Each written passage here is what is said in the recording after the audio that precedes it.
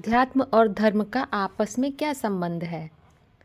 आध्यात्म और धर्म का आपस में वही संबंध है जो ज्ञान और योग का है, ज्ञान और भक्ति का है।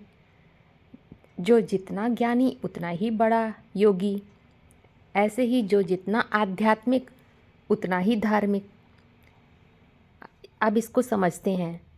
आध्यात्म किसे कहते हैं? आध्यात्म ज्ञान को कहा है। ज्ञान कैसा ज्ञान? अंतर्मुक्ता का ज्ञान है, बाह्य जगत का ज्ञान नहीं है। अधि माने अंदर, आत्मा माने आत्मा के अंदर का ज्ञान है। तो आध्यात्म के द्वारा जब मैं कौन इसका जवाब मिल जाता है अंतर्मुक्ता के आधार पर, तो फिर ये जवाब भी मिल जाता है कि मैं कौन, तो मैं का मेरा क्या है। अगर मैं मालूम पड़ गया तो मैं की मेरे की भी पहचान हो जाती है। मैं का मेरा है मेरी मूल धारणा।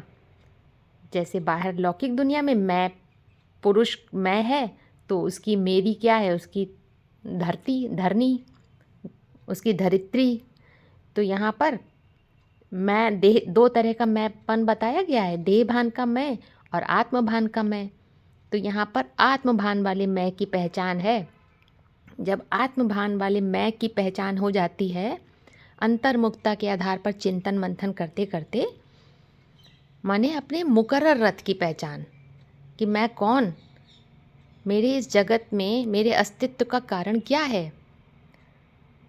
जब ये पहचान हो जाती है तो फिर उसकी जो मूल प्रकृति है, उसकी मूल धर्म है, मूल धारणा है, उसकी भी पहचान हो जाती है। मूल प्रकृति तक पहुंचने के लिए ही मन बुद्धि भागती रहती है। क्यों? क्योंकि मूल प्रकृति उसका घर है। अपने घर में सभी को आराम मिलता है। नेचर में जैसे सारी व्यवस्थाएं हैं सुचारू रूप से चलती हैं, तो उसका आधार क्या है? जैसे सूर्य अपने समय पर निकलता है, ऋतुएं अपने समय पर परिवर्तन होती रहती हैं साइक्लिक प्रोसेस में। जैसे कि गर्मी है, फिर बरसात है, फिर सर्दी आई, फिर उसके बाद में गर्मी है, फिर बरसात, ऐसे साइक्लिक प्रोसेस में।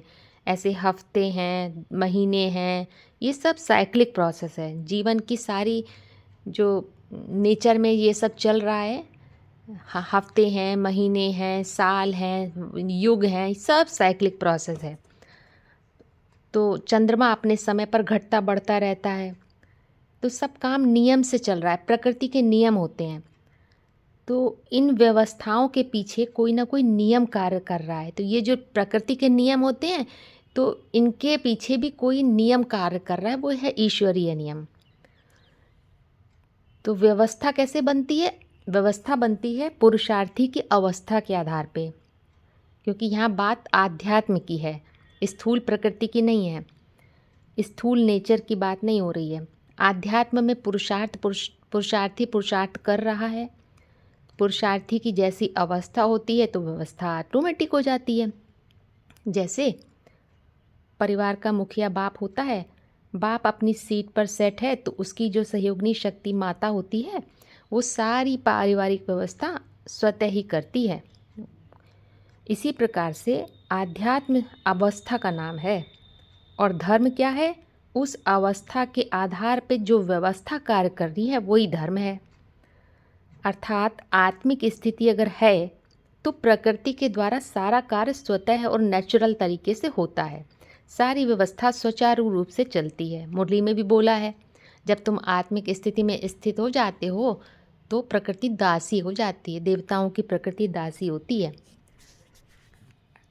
जैसे ज्ञान के आधार पर योग स्वतः ही लग जाता है ना, तो जो जितना बड़ा ज्ञानी उतना ही बड़ा योगी। इसी प्रकार से आध्यात्मिक ज्ञान के द्वारा अपने आत्म भाव वाले मैं की पहचान हो जाती है। तब योग माने स्व के धर्म, स्व की आत्मा की धारणा में टिकना सहज हो जाता है। तो साबित हो रहा है कि धर्म और आध्यात्म में वही संबंध है जो ज्ञान और योग में है अथवा ज्ञान और भक्ति में है।